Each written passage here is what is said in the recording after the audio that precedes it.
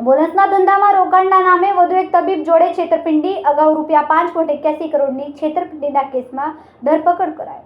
સુરત મહાનગરપાલિકા સંચાલિત સ્વિમેર હોસ્પિટલ સતત વિવાદોમાં રહે છે, ત્યારે આ વખતે વધુ એક ડોક્ટરનું કારસ્તાન બહાર આવ્યું છે. સ્વિમેરના ડોક્ટરે ખાનગી વ્યક્તિ સાથે મળીને એમ્બ્યુલન્સના ધંધામાં સારું વળતર હોવાના નામે ડોક્ટરો પાસેથી રોકાણ પેટે રૂપિયા લઈને છેતરપિંડી કરી હતી, જેથી અગાઉ પોલીસે સ્વિમેરના ડોક્ટર અને ખાનગી વ્યક્તિને જેલ ભેગા કર્યા હતા.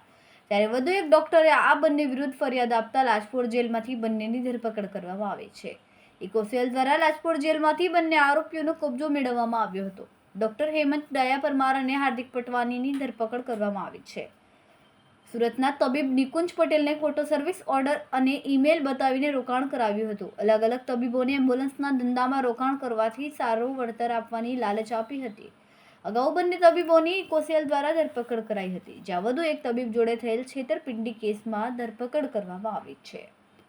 કેમેરામેન સેનિલ વિરાણી સાથે વિશાલ છેઠા, માનવ પ્રભા ન્યૂઝ, સુરત. બે તબીબોની ધરપકડ કરવામાં આવી છે લાજપોર જેલમાંથી. શું હતું મામલો? ડૉક્ટર નિકુંજ પટેલ કે જે આ ગુનાના ફરિયાદી છે, તેઓની ફરિયાદમાં જણાવ્યા મુજબ આરોપીઓ પોતે સનશાઇન એમ્બ્યુલન્સ સર્વિસના નામથી વ્યવસાય શરૂ કરવા માટે ફરિયાદીને જણાવેલ અને એમાં ઇન્વેસ્ટમેન્ટ કરો તો તમને ભવિષ્યમાં સારું વળતર મળશે એ રીતના વિશ્વાસમાં લઈ અને તેઓ પાસેથી નાણાં પડાવી અને વિશ્વાસઘાત કરી અને ગુનો આચરેલો છે. એમાં આરોપી તરીકે હેમંત પરમાર અને હાર્દિક પટવા આ ગુનામાં પણ સામેલ છે. આ બંને આરોપીઓ વિરુદ્ધમાં અગાઉ પણ આ જ રીતે અન્ય ડૉક્ટર મિત્રો પાસેથી વિશ્વાસ કેળવી અને નાણાં પડાવી ઉચ્ચાપત કર્યા અંગેની પણ ફરિયાદ દાખલ થયેલ છે. અને ભૂતકાળના ગુનામાં આ બંને આરોપીઓ હાલ પણ જ્યુડિશિયલ કસ્ટડીમાં હતા, ત્યાંથી આ ગુનાના કામે એમને કસ્ટડી મેળવી અને ધરપકડ કરવામાં આવેલ છે. હાલ તપાસ ચાલુ છે. સર, નિકુંજ પટેલ છે, તેમના જોડે કેટલાની છેતરપિંડી કરવામાં? નિકુંજ પટેલ સાથે ₹5.81 કરોડની છેતરપિંડી કરેલ છે.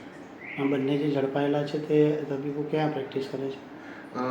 જે ઝડપાયેલા છે એ પૈકી હાર્દિક પટવા એ પોતે ડૉક્ટર તરીકે સ્વિમેરમાં પોતે ફરજ બજાવતા હતા અને હેમંત પરમાર છે એ પોતે એક ખાનગી વ્યક્તિ છે અને એમ્બ્યુલન્સના વ્યવસાય સાથે એ સંકળાયેલો છે.